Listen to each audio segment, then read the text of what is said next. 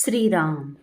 साधक हो, सध्या आपण सोमवार ते शनिवार श्री ब्रह्मचैतन्य गोंदवलेकर महाराज यांच्या परंपरेतील साखरखेर्डा येथील संत परमपूज्य श्री प्रल्हाद महाराज यांचे श्री देवीदास अमृत मोहोरीला लिखित संक्षिप्त चरित्राचा आस्वाद घेत आहोत. तसेच रविवारी श्री महाराजांच्या काही भक्तांचे अनुभव ऐकणार आहोत. श्री महाराज साखरखेर्ड्याला मुक्कामास असताना एक दिवस सौ सुलोचनाबाई सातेफळकर व राजाभाऊ सातेफळकर हे पतिपत्नी उभयता महाराजांच्या दर्शनास आले. दर्शन घेऊन झाल्यावर श्री महाराजांना ते म्हणाले, महाराज, आमची बदली येथे साखरखेर्ड्याला झाली आहे. ते ऐकून श्री महाराज त्यांना म्हणाले, वा, फारच छान. व पुढे म्हणाले, आता इथे दुसरीकडे घर खोली वगैरे काही पाहू नका. तुम्हाला मंदिरातील महाराजांची एक खोली रिकामी करून देतो. त्यात आनंदाने राहा, म्हणजे तुम्हाला रोज महाराजांच्या उपासनेचा लाभ होईल व सेवाही करता येईल. त्याप्रमाणे श्री महाराजांनी प्रभाकर जाफराबादकरला बोलावून त्यांच्यासाठी बाहेरची खोली रिकामी करून देण्यास सांगितले. त्याप्रमाणे त्यांनी खोली रिकामी करून दिली. पुढे 2-4 दिवसांनी ते सामान व मुलाबाळांना घेऊन तिथे राहण्यास आले. या बाईंचे माहेर सोनोसी असून श्री महाराजांवर तिची नितांत श्रद्धा होती. तिथे हे सर्व कुटुंब अगदी आनंदात राहू लागले. ते दोघेही रोज दोन्ही वेळच्या उपासनेला हजर राहत व मंदिरात सेवाही करीत. श्री महाराज रामकार्यासाठी अधूनमधून सारखे परगावी जात असत. ते कधी 8 दिवस तर कधी 15 तर कधी महिना साखरखेर्ड्याला नसत. बऱ्याच वेळा जिजीमाईही त्यांच्यासोबत जात. या कुटुंबाला तिथे वास्तव्याला येऊन 7-8 महिन्याचा काळ उलटला होता. आता मंदिरात राहणाऱ्या बहुतेक सर्वांचीच त्यांना जवळून ओळख होऊ लागली. कोण कोण कसं बोलतो, काय बोलतो, उपासनेला कोण कोण असतं, श्री महाराजांच्या परोक्ष व अपरोक्ष येथील सर्व व्यवहार कसे चालतात, येथील स्त्री पुरुष मंडळी कसे वागतात, हे सर्व आता त्यांना बऱ्यापैकी ज्ञात झालं होतं. बऱ्याच वेळा हे सर्व जर श्री महाराजांना कळालं तर श्री महाराज यांना मंदिरात तरी ठेवतील का, असा विचार त्यांच्या मनात येई. परंतु त्या परत विचार करायच्या, हे सगळं कोण सांगणार महाराजांना. आणि श्री महाराजांना जर हे कोणी सांगितलं नाही तर मग त्यांना हे कळणार तरी कसं. बरं, जिजीमायही बऱ्याच वेळा महाराजांबरोबर प्रवासाला जातात. त्या मंदिरात असल्या तरी त्या अत्यंत भोळ्या. त्यांना वाईट म्हणून काही दिसतच नाही. त्यांना सर्वत्र भरलेला रामच दिसतो. परंतु तरीही जिजीमाई मंदिरात असल्या म्हणजे या सर्वांवर थोडा का होईना वचक राहतो.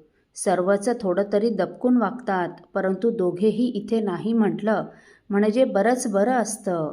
तिथे चाललेले काही व्यवहार पाहून तर त्यांना फारच वाईट वाटे. परंतु काय करावं, आपण काय करू शकतो, असा विचार करून त्या गप्प बसत.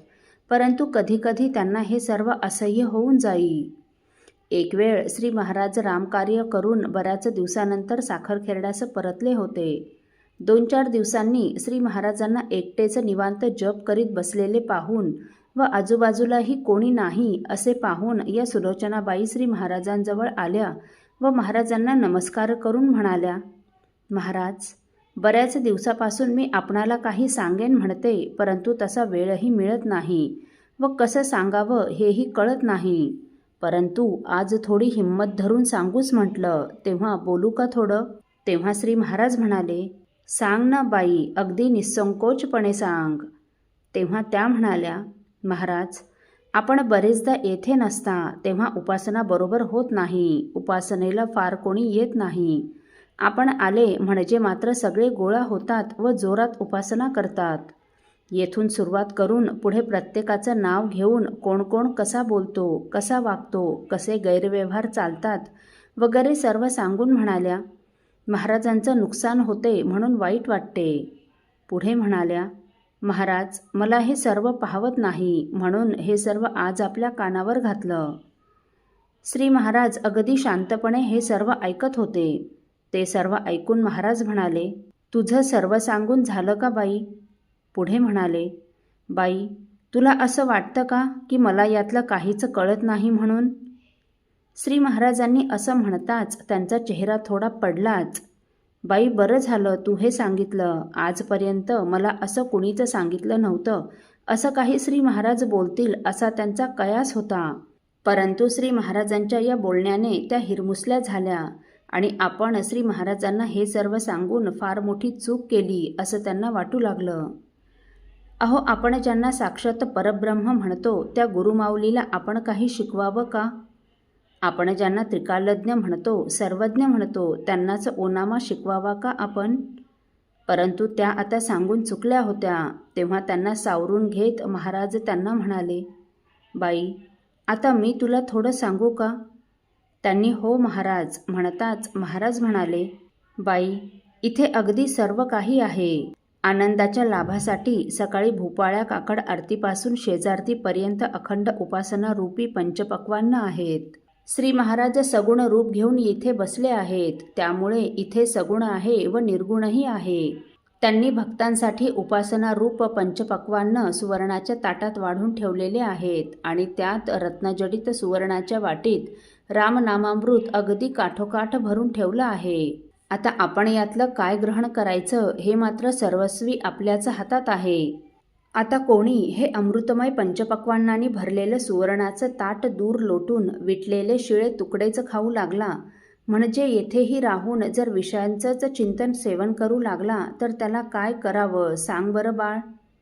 बाई, मी तुला अगदी शपथेवर सांगतो की ही सर्व उपासना जो कोणी अत्यंत प्रेमाने, दृढनिष्ठेने व सातत्याने करील व सर्व व्यवहार सांभाळून अखंड नामात राहण्याचा प्रयत्न करील तर श्री महाराज त्याचं कोट कल्याण करतील व त्याला अक्षय सुखाची प्राप्ती करून देतील. केवळ त्यासाठीच तर ते येथे ठाण मांडून बसले आहेत. तेव्हा बाई, आपण इकडे तिकडे कुठेही व कुणाकडेही न पाहता केवळ एका श्री महाराजांकडे पाहून उपासना करावी, जप करावा व अखंड नामात राहण्याचा प्रयत्न करून याच देही रामरूप व्हावं बरं. हे सर्व सांगताना महाराजांचा चेहरा विलक्षण प्रसन्न दिसत होता. वाणीतून तर जणू अमृतच झरत होतं आणि नयनातून करुणामृताची वृष्टी होत होती. त्या प्रेम वर्षावाने बाईंच्या डोळ्याला धारा लागल्या. त्यांची तनू रोमांचित झाली आणि अष्टसात्विक भाव जागृत होऊन लडखडत्या वाणीने कशाबशा हात जोडून त्या महाराजांना म्हणाल्या, महाराज, चुकले मी, क्षमा करा बापा आणि असाच प्रेमभावाने सांभाळ करा. असं म्हणून त्यांनी श्री महाराजांच्या चरणांना घट्ट मिठी मारली. असो साधक हो, जोपर्यंत कोणी संत मला स्वतःहून अनुग्रह घे असं म्हणणार नाही तोपर्यंत मी अनुग्रह घेणार नाही, असे मनोमन ठरविलेल्या शिष्याचा झालेला अनुग्रह आपण पुढील भागात ऐकणार आहोत. श्री राम समर्थ. आपल्यातील कोणा श्रींच्या भक्तांना श्रींचे काही अनुभव आले असतील तर कृपया आपण मला ते 9422843253 अथवा सुनील दादांच्या 9892608401 या व्हॉट्सअप नंबरवर कळवावेत अशी नम्र विनंती. श्री राम समर्थ.